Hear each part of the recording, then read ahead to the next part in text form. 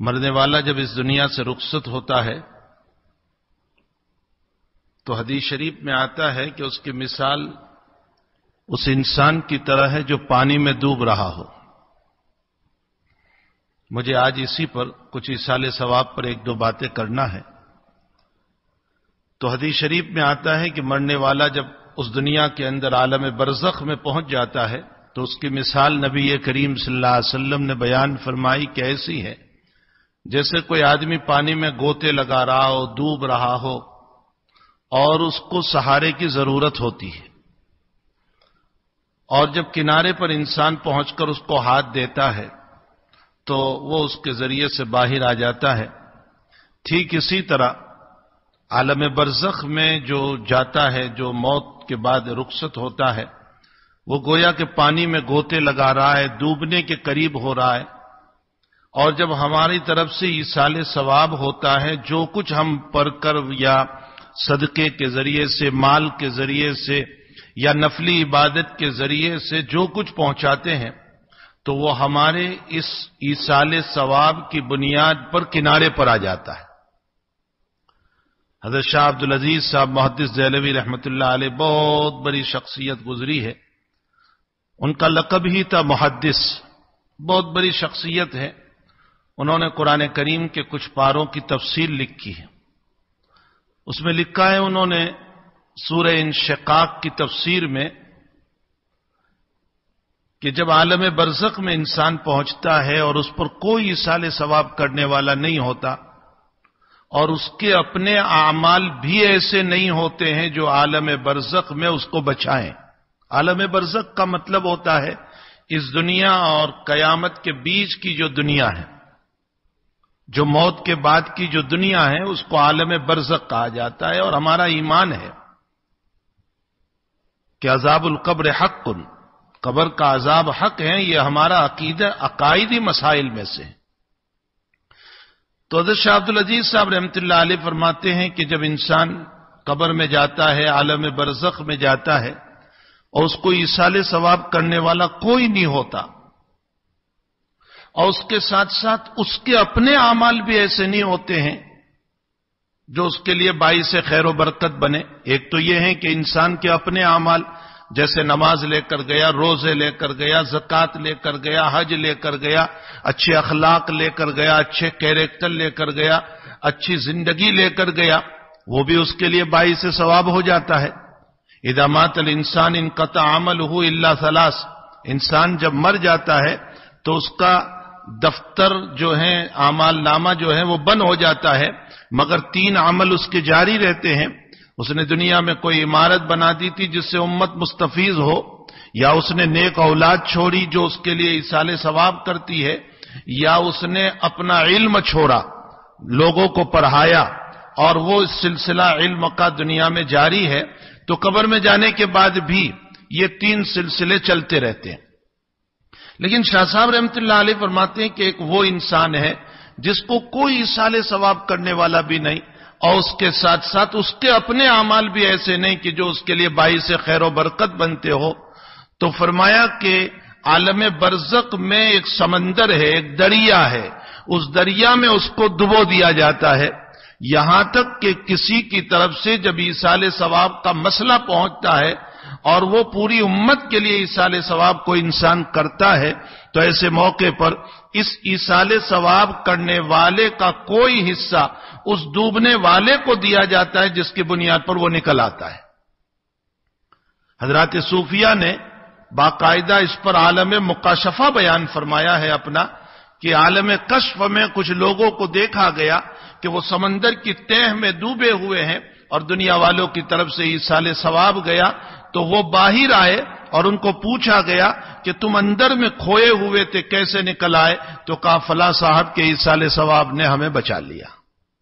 تو ایصال ثواب بہت بڑی چیز ہے، اسی لیے بخاری مسلم کی روایت ہے، ہماری بدقسمتی یہ ہے کہ روزانہ ہم قبرستانوں سے گزرتے ہیں اور قبر کے قریب سے ہمارا گزر ہوتا ہے، کم سے کم قبرستانوں کے قریب سے تو ضرور ہم گاڑیاں لے کر گزرتے ہیں، لیکن ہمیں یہ توفیق نہیں ہوتی کہ 3 مرتبہ قل واللہ شریف پڑھ کر ایصال ثواب کر دیں یا الحمد شریف پڑھ کر ایصال ثواب کر دیں۔ حضرات صحابہ کرام نے بخاری اور مسلم کی روایت متفق علیہ نبی علیہ الصلوۃ والسلام سے سوال فرمایا کہ حضرت کبھی کبھی ہمارا راستوں میں گزرنا ہوتا ہے اور وہاں مسلم کی قبریں آتی ہے تو ہم کیا کریں؟ تو کیا فرمایا حضرت نے؟ اتنا بہترین جواب دیا نبی کریم صلی اللہ علیہ وسلم نے، فرمایا پہلے تو ان کو سلام کر لو، السلام علیکم یا اہل القبور من المسلمین والمسلمات والمؤمنین والمؤمنات. اس کے بعد فرمایا ان کے لیے دعا کرو، یغفر اللہ لنا ولکم، اللہ ہماری بھی مغفرت فرمائے، اللہ تمہاری بھی مغفرت فرمائے. آگے ایک دعا اور نبی علیہ السلام نے بتائی، وَنَسْأَلُ اللَّهُ الْعَفْوَ وَالْعَافِيَةَ لَنَا وَلَكُمْ، اور ہم عافیت مانگتے ہیں تمہارے لیے بھی اور ہمارے لیے بھی. دو دعائیں، یغفر اللہ لنا ولکم، ہماری بھی اللہ مغفرت کرے، اے قبرستان والو تمہاری بھی اللہ مغفرت کرے. وَنَسْأَلُ اللَّهَ الْعَفْوَ وَالْعَافِيَةَ لنا ولکم، اللہ ہماری بھی ہمیں بھی عافیت عطا فرمائے، تمہیں بھی عافیت عطا فرمائے. پھر ان کو تسلی دو. کیا تسلی دو؟ انتم لنا سلف ونحن اثر. اثر کا معنی پیچھے آنے والا، اسی لیے حدیث شریف کو اثر اس لیے کہا گیا ہے کہ اللہ کے حبیب پاک صلی اللہ علیہ وسلم تو تشریف لے گئے لیکن آپ کی روایات پیچھے رہ گئی، آپ کی روایات دنیا میں رہ گئی، اس لیے حدیث شریف کو اثر بھی کہا گیا، آثار بھی کہا گیا. تو انتم لنا سلف، آپ ہم سے پہلے قبر میں گئے ہو، ونحن اثر، اور ہم تمہارے پیچھے آنے والے ہیں. ان کو تسلی دو کہ ہم بھی اسی دنیا کو چھوڑ کر اس شہر خاموشہ کے اندر، اس خاموش شہر کے اندر ہم بھی آنے والے ہیں. حضور پاک صلی اللہ علیہ وسلم نے فرمایا کہ جب تمہارا کسی قبر سے گزر ہو یا قبرستان والوں سے گزر ہو تو یہ دعا پڑھ لیا کرو، ان کو سلام کر لیا کرو، ان کے لیے دعا کر دیا کرو. اور پھر ہمارا اپنا معمول بھی یہ ہونا چاہیے کہ ہم کچھ ایصال ثواب کریں. بعض علماء نے لکھا ہے کہ اگر کوئی اپنی میت کو خواب میں دیکھنا چاہتا ہے، اپنے مرحوم کو خواب میں دیکھنا چاہتا ہے کہ اس کی کیفیت کیا ہے، اس کے حالات کیا ہے، تو لکھا ہے کہ عشاء کی نماز سکون کے ساتھ پڑھیں، اطمینان کے ساتھ پڑھیں، اور سکون اور اطمینان کے ساتھ پڑھنے کے بعد پھر اس کے بعد 4 رکعت نماز پڑھیں. یہ 4 رکعت نفل نماز، جو بھی صورت اس میں آئے وہ پڑھ لے، چاہے وہ ضحیٰ پڑھے، علم نشرح پڑھے، والتین پڑھے، جو بھی صورت آ جاتی ہے ان 4 صورتوں کو پڑھ لے اور 4 رکعت نفل پڑھنے کے بعد ایصال ثواب کر دے مرحوم کو. یعنی جس سے متعلق ہمارے دل میں خیال گزر رہا ہے ہم اس کے متعلق ایصال ثواب کر دیں. فرمایا یہ عمل معمول کے ساتھ بناؤ، روزانہ 4 رکعت ایصال ثواب کا. کچھ دن نہیں گزریں گے کہ آپ اپنی اس میت کو اس کیفیت کے ساتھ دیکھو گے جس کیفیت میں اس عالم میں رکھا ہوا ہے، جس کیفیت وہ اس دنیا سے جانے کے بعد رکھا ہوا ہے. اس کی روح کا جو پوزیشن ہے، اس کا جو مقام ہے اس عالم کے اندر، اس پوزیشن کو آپ دیکھ لو گے. اگر تسلسل کے ساتھ یہ عمل کر کے 4 رکعت نفل پڑھ کے ان کے لیے ایصال ثواب کیا جائے. پھر ہمیں چاہیے کہ ایصال ثواب میں ہمارے بزرگوں نے، حضرات صحابہ کرام نے، تابعین نے لکھا ہے کہ صرف مخصوص طور پر ہی کسی ایک کو ایصال ثواب کرنا یہ بھی اپنی جگہ جائز ہے، کوئی اشکال نہیں. اپنے والدین کو ایصال ثواب، اپنے بھائی بہن کو، اپنے اقارب کو، رشتہ داروں کو، اساتذہ کو، مشائخ کو، پوری امت مسلمہ کو بھی ایصال ثواب کرے. ہمارے مفسرین میں ایک عظیم المرتبت مفسر ملتے ہیں، علامہ رازی رحمت اللہ علیہ. مشہور ہے فخر الدین رازی رحمت اللہ علیہ، جن کی تفسیر کا نام ہے مفاتیح الغیب، لیکن مشہور ہے تفسیر رازی سے. یہ ایک عجیب و غریب شخصیت ہے، عجیب و غریب ان کی تفسیر ہے.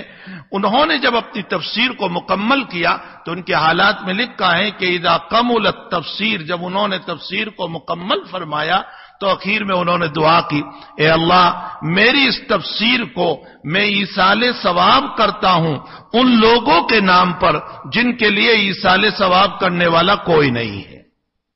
کتنی بڑی دعا ہے، کتنی بڑی تفسیر ہے. جب انہوں نے تفسیر شروع کرنے کا ارادہ کیا تھا تب وہ یہ کہتے تھے کہ اگر میں تفسیر شروع کروں تو بسم اللہ پر 10,000 مسائل لکھوں گا، صرف بسم اللہ پر. آپ انداز لگائیں کہ اللہ تعالیٰ نے کتنا علم ان کو دیا ہوگا.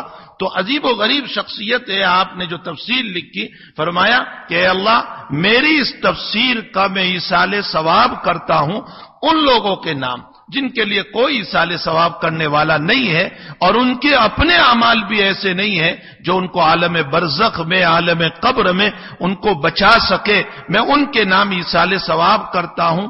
لکھا ہے کہ ان کا یہ بڑے دل سے ایصال ثواب کرنا, وسعت قلبی کے ساتھ ایصال ثواب کرنا, بڑے ظرف کے ساتھ, اس کے لیے بھی بڑا دل چاہیے. آج تو لوگ کوئی کتاب لکھتا ہے تو مخصوص میرے ہی والدین, مخصوص میرا فلاں شیخ, مخصوص میرا فلاں استاذ.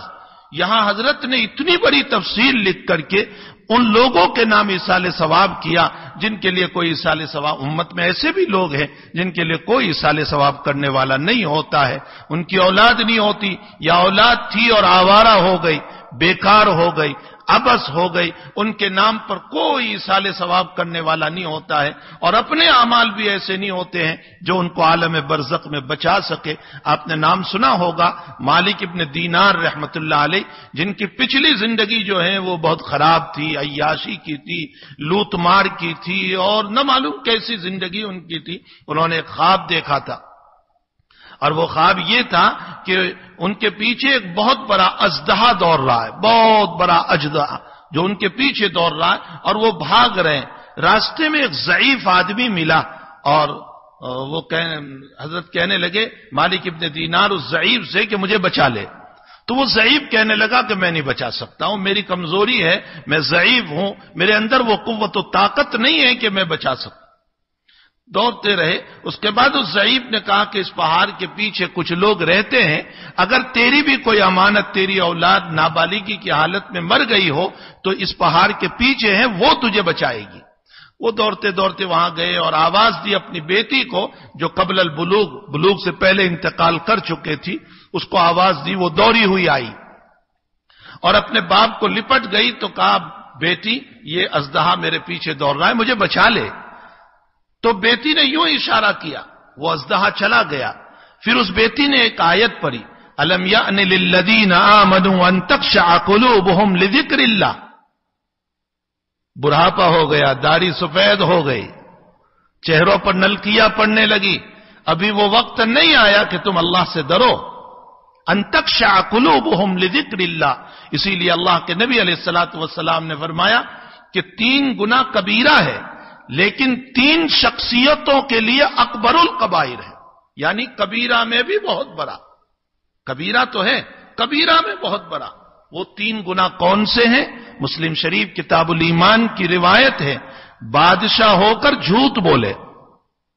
تجھے جھوٹ بولنے کی کیا ضرورت تھی؟ تجھے کون مار ڈالتا تھا سچ بولتا تو تو بادشاہ ہے, گھر کا بڑا ہے, تو جھوٹ کیوں بولا؟ اس پر اس کو ڈبل گناہ ہوتا ہے. نمبر 2, برا ہو کر زنا میں مبتلا ہو.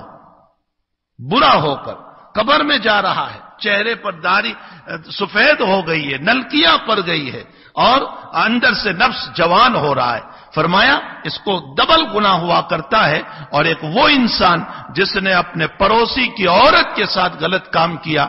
زنا ویسے بھی نفس سے زنا بدترین ہے, لیکن پڑوسن کے ساتھ کرنا یہ اکبر الکبائر ہے.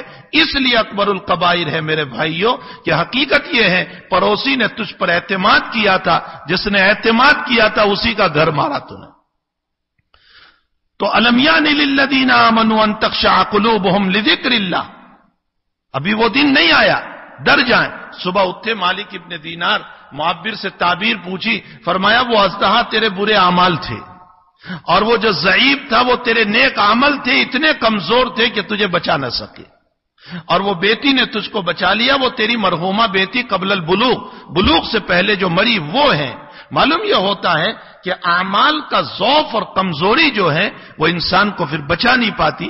اس لیے ہمیں چاہیے کہ ہم ساری امت کے لیے دعائیں کریں, ایصال ثواب کریں. اب ہم جب دعا کرتے ہیں تو چلو مان لو ہمارے تو مختصر سے جملے ہوتے ہیں, اللہ پوری امت کی مغفرت فرما, پوری امت کو معاف فرما. اللہ میں نے 3 مرتبہ قل واللہ شریف پڑھا, الحمد شریف پڑھا, اللہ ان کا ایصال ثواب کر دے. میں نے $10 دیے ہیں, اللہ پوری امت کے مسلمانوں کو ایصال ثواب.